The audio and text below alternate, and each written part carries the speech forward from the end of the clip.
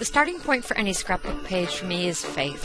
Faith that if I begin moving my photos around on the canvas, the story and the design will emerge. Watch me make I Treasure Beach Days and see where my faith took me on this day. See my starts and misstarts, see my movement forward and the final result. Along the way, learn about layout design and figure out what story you want to tell on a scrapbook page. Hi, this is Debbie Hodge with GetItScrap.com. Today I'm going to scrapbook some photos that I took last Friday when I went to the beach with my boys.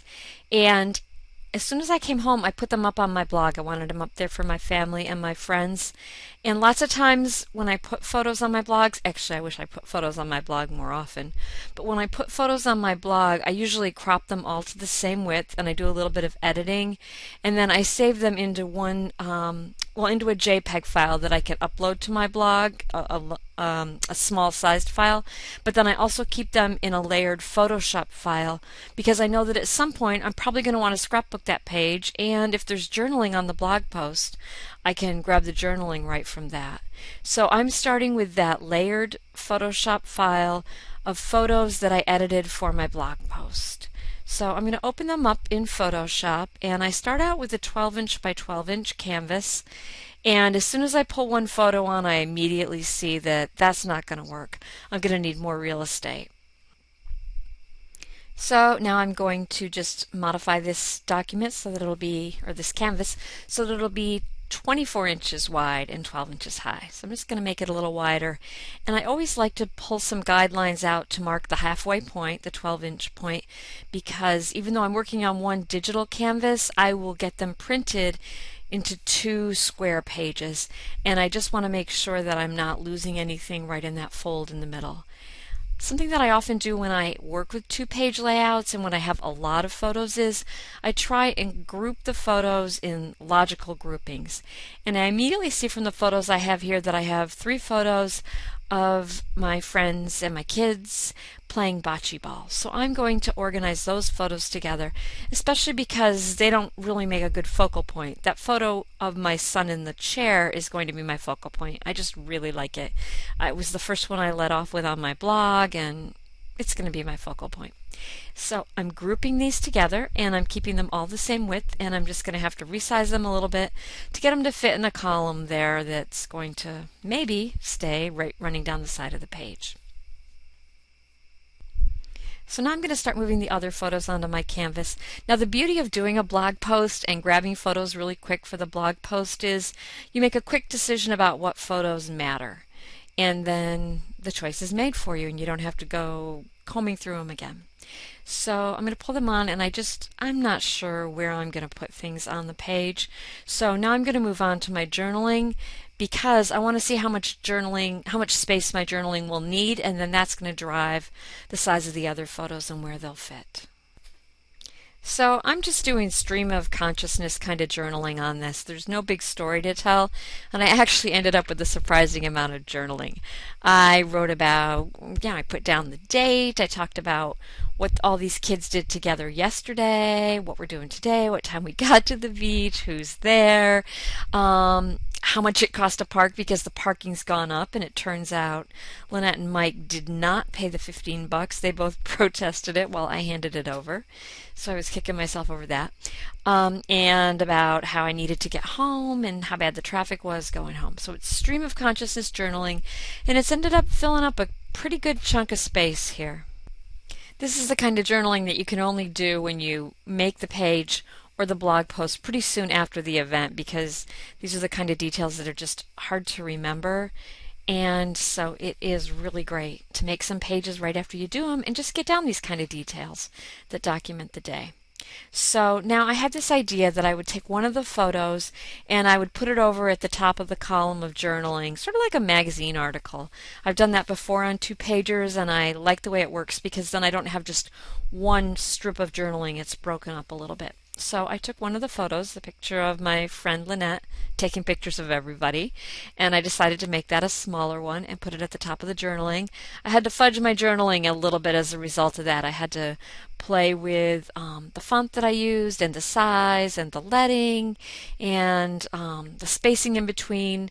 I do this a lot of times. I just sort of fudge around to get it to fit in the right space. I think I even removed a paragraph break or two. So now it's time to think about how I'm going to fit the other photos on here. I've got photos on the page, I've got journaling on the page. The third thing that I need to think about when it comes to allocating space and making sure there's enough space for everything is the title. So I moved things around and I realized that I'd put the title sort of kitty corner with these two photos over on the left side of the spread. And I thought about beach days in my mind, which really it is, but it feels kind of trite. And so then I decided to think about what does it really mean? And really, I treasure beach days. So I'm going to put that in there as a holding title, and I'm just going to use some fonts. And I'm definitely not married to that. They'll probably change. All right, and now I'm going to start pulling out pattern papers. That's my favorite part of making the page. I've said again and again when I make these videos that I always start with product that's new. And I keep all that new product in one bin. So I have this new kit by Allison Pennington, You Are There, and I'm going to pull out some papers. Love this burst paper with maps interspersed with some large scale floral prints. I want to point out one thing about that piece of pattern paper down at the bottom left, the burst. I trimmed it and cut it so that the burst is radiating from the bottom left corner and the rays are pointing up into the whole rest of my page, heading up and to the right. So I'm going to put a piece down at the bottom of the left side, and I'm going to put a band behind those three photos. I decided that the pattern paper probably didn't work very well, and so I tried out some other solids on that. Next, I'm going to add some pattern paper up next to that small photo at top right. I just want a bit of pattern paper peeking out each side, and I want the pattern paper combined with the photo to be the same width as the journaling block below. And now I'm going to add a frame to my focal point photo to set it off from everything else and from the page behind it. And I'm also going to add a frame to the smaller photo next to it. It took me a while to pick out an alpha for the title, and that's why it's really good to tag your alphas if you're a digital scrapbooker so that you can quickly look through things and try things out and see what works best. I ended up using this Krafty Alpha number 2 by Katie Pertiet, which I used on another page I demoed in a video. I like how it has the closed areas and parts of the alphas. It's pretty neat. I added drop shadows to them, and I add a little bit deeper drop shadow to the letters that are going to be above, and I use Peppermint Gramberg's Shadow Like Me styles for shadowing. For the word days, I used a font. I used the font Cookie, and I clipped some orange paper to it, and I added a drop shadow and I warped it a little to get a nice, more realistic paper feel to that. And you'll notice while I was working on the title, I decided that I wanted a darker band behind those three photos running down the middle. And for the rest of the title, the I Treasure part, I was looking for contrast, so I had a paper alpha with dimension. I had the cookie font with some paper clipped to it, and I decided to use a stamped alpha. In the digital world, that would be an alpha brush. And Allison Pennington has a bunch of really small stamped alphas. I used one called an additional small alpha, and I stamped I Treasure with it, and then I colored that orange to match the paper that I'd clipped today's.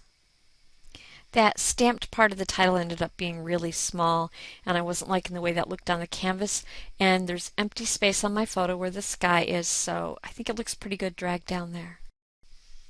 At this point, I put the layout away for a day. I didn't have time to finish it, and I was also kind of stumped. I wasn't sure how I was going to embellish.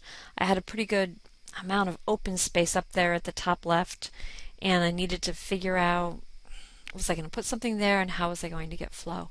And the next day when I came and opened it up, I realized that some splatters, some brushwork would look really nice.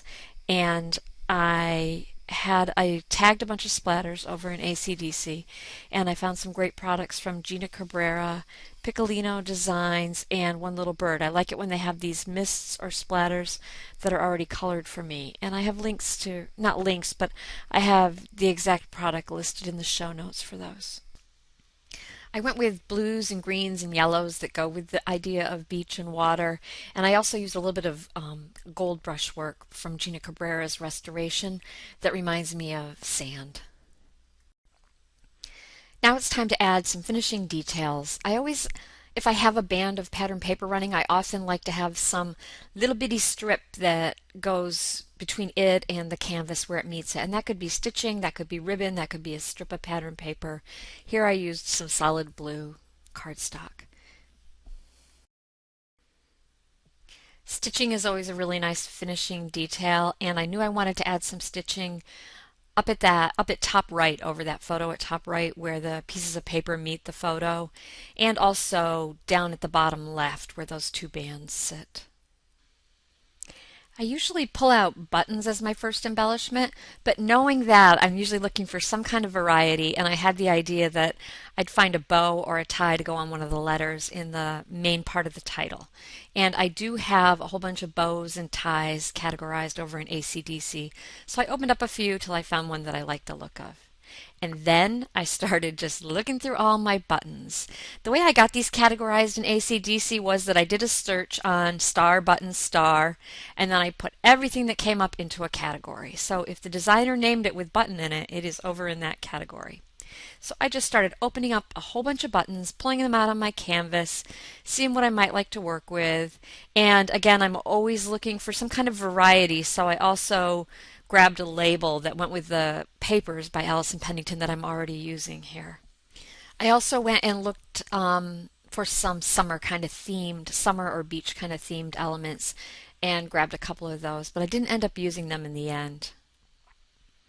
And now it comes time to start moving them around and seeing which ones I like. And what I do find I want to do is I want some repetitions of color, and I ended up going with the brown button, two different brown buttons. And I also placed things, I was looking to place things in a visual triangle. So I was placing one embellishment point was at the title, and then another embellishment point was up at top right. And then a third embellishment was just above and to the left of the title. And when I got down to the very end with my page, I just wasn't liking where that button was, just above and to the left of the title. And that was my final little tweak, and then the page was done. Here's my finished page, I Treasure Beach Days, a 2-pager with 6 photos from a recent outing. A big part of making this page was about fitting things in. I grouped my photos logically and then figured out how much space I needed for journaling. Title work came next, and then it was when I had photos, title, and journaling all in place that I worked on finishing details, embellishing with mists, buttons, and stitching.